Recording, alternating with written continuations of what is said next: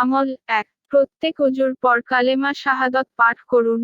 আশহাদু আল্লা ইলাহা ইল্লাল্লাহু ওয়াহদাহু লা শারিকা লাহু ওয়া আশহাদু আন্না মুহাম্মাদান আবদুহু ওয়া রাসূলুহু। এতে জান্নাতের ৮টি দরজার যে কোনো দরজা দিয়ে প্রবেশ করতে পারবেন। সহিহ মুসলিম, হাদিস নং ২৩৪। আমল ২ প্রত্যেক ফরজ সলাত শেষে আয়াতুল কুরসি পাঠ করুন, এতে মৃত্যুর সাথে সাথে জান্নাতে যেতে পারবেন। সহিহ নাসাই, সিলসিলাহ সহিহাহ, হাদিস নং ৯৭২। আমল ৩ প্রত্যেক ফরজ সলাত শেষে ৩৩ বার সুবহানাল্লাহ, ৩৩ বার আলহামদুলিল্লাহ, ৩৩ বার আল্লাহু আকবার এবং একবার লা ইলাহা ইল্লাল্লাহু ওয়াহদাহু লা শারিকা লাহু লাহুল মুলকু ওয়া লাহুল হামদু ওয়া হুয়া আলা কুল্লি শাইইন কাদির পাঠ করুন, এতে আপনার অতীতের সব পাপ ক্ষমা হয়ে যাবে। সহিহ মুসলিম, হাদিস নং ১২২৮। সেই সাথে জাহান্নাম থেকেও মুক্তি পেয়ে যাবেন, কেননা দিনে ৩৬০ বার এই তাসবিহগুলো পড়লেই জাহান্নাম থেকে মুক্ত রাখা হয়, আর এভাবে ৫ ওয়াক্তে ৫০০ বার পড়া হচ্ছে।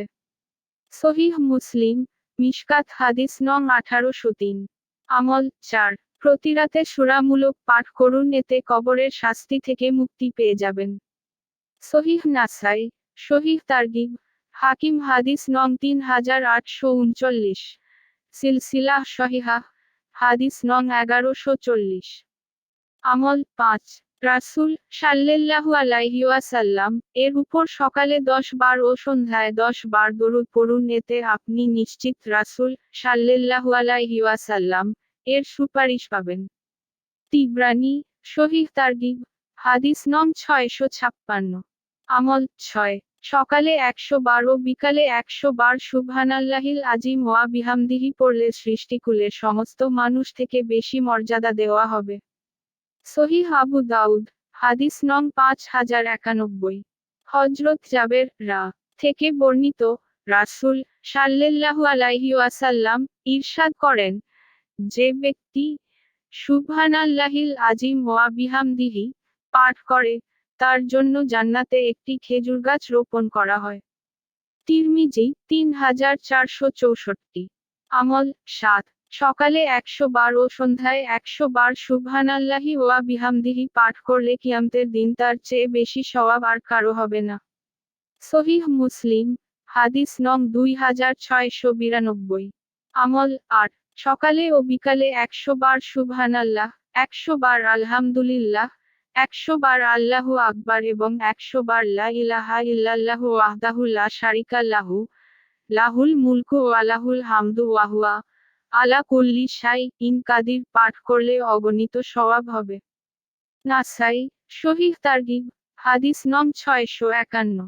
আমল ৯ বাজারে প্রবেশ করে লা ইলাহা ইল্লাল্লাহু ওয়াহদাহু লা শারিকা লাহু লাহুল মুলকু ওয়া লাহুল হামদু ওয়া উম্মিতু ওয়া হুয়া হাইয়ুল লা ইয়ামুতু বিয়াদিহিল খায়রু ওয়া হুয়া আলা কুল্লি শাইইন কাদির পাঠ করুন, এতে ১০ লক্ষ পুণ্য হবে, ১০ লক্ষ পাপ মোচন হবে, ১০ লক্ষ মর্যাদা বৃদ্ধি হবে এবং জান্নাতে আপনার জন্য একটি গৃহ নির্মাণ করা হবে। তিরমিজি, হাদিস নং ৩৪২৮, ৩৪২৯। আমল ১০ বাড়িতে সালাম দিয়ে প্রবেশ করুন, এতে আল্লাহ তাআলা নিজ জিম্মাদারিতে আপনাকে জান্নাতে প্রবেশ করাবেন। ইবনু হিব্বান, হাদিস নং ৪৯৯, সহিহ তারগিব, হাদিস নং ৩১৬। আমল ১১ জামাতে ইমামের প্রথম তাকবীরের সাথে ৪০ দিন সলাত আদায় করুন, এতে আপনি নিশ্চিত জাহান্নাম থেকে মুক্তি পেয়ে যাবেন। তিরমিজি, সিলসিলাহ সহিহাহ, হাদিস নং ৭৪৭, সহিহ তারগিব, হাদিস নং ৪০৪। আমল _12 প্রতি মাসের আয়ের একটা অংশ এতিমখানা বা মসজিদ মাদ্রাসা বা গরিব দুঃখী বিধবা ও দুস্থদের মাঝে দান করবেন, হোক সেটা অতি অল্প, এতে আপনি আল্লাহ তাআলার কাছে জিহাদকারীর সমতুল্য হবেন। সহিহ বুখারী, হাদিস নং ৬০০৭। আমল ১৩ মহিলারা ৪টি কাজ করবেন: ১ ৫ ওয়াক্ত সলাত, ২ রমজানের সিয়াম, ৩ লজ্জাস্থানের হেফাজত, 4. স্বামীর আনুগত্য করুন, এতে জান্নাতের যে কোনো দরজা দিয়ে প্রবেশ করতে পারবেন। সহিহ ইবনু হিব্বান, হাদিস নং 4163। আমল 14। মসজিদে ফজরের সলাত আদায় করে বসে দোয়া জিকির পাঠ করুন এবং সূর্য উঠে গেলে 2 রাকাত চাস্তের সলাত আদায় করুন, এতে প্রতিদিন নিশ্চিত কবুল একটি হজ্জ ও উমরার সওয়াব পাবেন। তিরমিজি, তারগিব হাদিস নং 461। আমল 15। প্রতিটি ভালো কাজ ডান দিক দিয়ে বিসমিল্লাহ বলে শুরু করা। আমল 16। ঘুম থেকে উঠে ঘুমের দোয়া পড়া। আমল 17। বাথরুমে যেতে দোয়া পড়ে বাম পা দিয়ে প্রবেশ করা, বের হওয়ার সময় ডান পা দিয়ে বের হয়ে দোয়া পড়া। বাথরুমে কোনো দোয়া পড়া যাবে না। আমল 18।